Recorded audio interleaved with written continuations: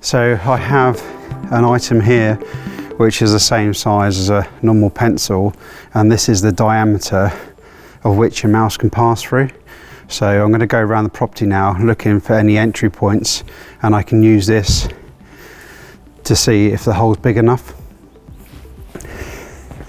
I'm just trying to check the fence and the building to see if there's anywhere the mice can go up the fence line across the top and enter into the roof where the customer's been experiencing the noises. It's in this corner here. So we've got a plastic air brick here. This allows the floor in the house to vent out. This one here, we can't get our probe in there, but these are very susceptible to be chewed by mice. So if the mouse wanted to get in here, it wouldn't take them long to chew through this plastic to gain entry. Now we're going to check under the door.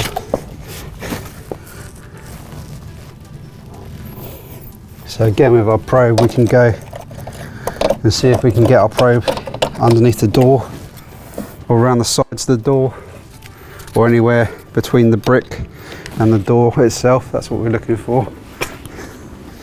We're looking for holes underneath these units. So this is an electrical unit of sockets, and sometimes they drill a hole underneath for the wire to come through. So we're looking under here, see if there's any holes. And this is the reason why you look underneath the windows, is because you have plants that can go up here. So if there was a hole under here, the mice can just go up the plant and then into the house, the cavity there. We've got some old terracotta brick air vents here, and as you can see, even with a thicker end, I can get that straight through those air bricks, and they go underneath the house and straight into the kitchen. So this is behind the kitchen unit. This is the waste pipe. This has been sealed quite well, this one, so there's no need to do anything around here, but we definitely need to cover up these air vents. So we're going around the external area of the property, and these are the areas that in the summer this would be humming with bees because of all the flowers and plants, and you wouldn't be able to see the exterior wall. So that's why it's a good idea to have a rummage round. So the customer this year has experienced a problem with wasps going into the air brick, and as you can see down here,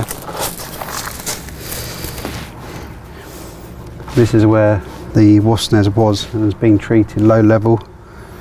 So you wouldn't necessarily, if you're walking up the garden path, know that there's a wasp nest here, and that's why it can become dangerous, and they could come out and see you as a threat and come out the air brick, and you know, a postman or something coming up the garden, or a gardener with a leaf blower.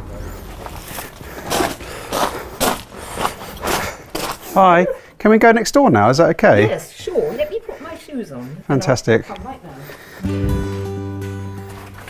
So we've gained access to the neighbouring property, asking permission first, so we can come see our customer's wall is here, and then we've got, this is the corner again that the customer was hearing noises. So we do have this fence line is very close to the roof area, so we have these creeping plants up here up to this soffit area, and then we're checking along the wall here for any gaps along the brickwork.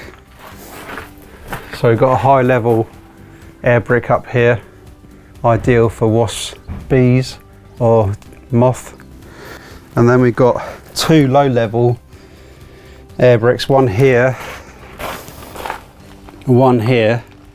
Interestingly, they don't have any cobwebs in them, whereas usually an area like this would have cobwebs around it. And there's also a slight divot underneath the fence this side, so it might be that they're running along this wall, disappearing in here and then going up into the loft this way, because they're quite a big air brick. So we would recommend attaching stainless steel mesh over the top of the air brick, using mesh because then the floor can vent and the water vapor can come out, and the stainless steel, because the water vapor would rust any mild steel, and then any rodents can't get in this way. Wasps can't get in, slugs can't get in, and then even a queen ant can't get in and make a nest underneath the floor of the property. So we have on the corner of the roof, again where the customer pointed out internally whether she heard the noises at night, there looks to be a tile that's moved or slipped, and you can see clearly there's a gap up under there. Again, we can't see any cobwebs, and if you can see the uniformed effect on the roof, there's no lichen or moss under that part there, so it could well be that a mouse may have gone up through there, or because we found the bat droppings in the loft space, it may also be accessed by bats coming to roost. They would go down and crawl up into the holes like that, and bats are the same as mice. They have their external claws on their feet and their wings, so when they're crawling up into the void, you will hear the same sort of scratching as they go up. So when we look around the property, this is what we're looking for as well. The shrubbery going up to the soffit area, and this is fully protected from any predator seeing a rodent go up and down.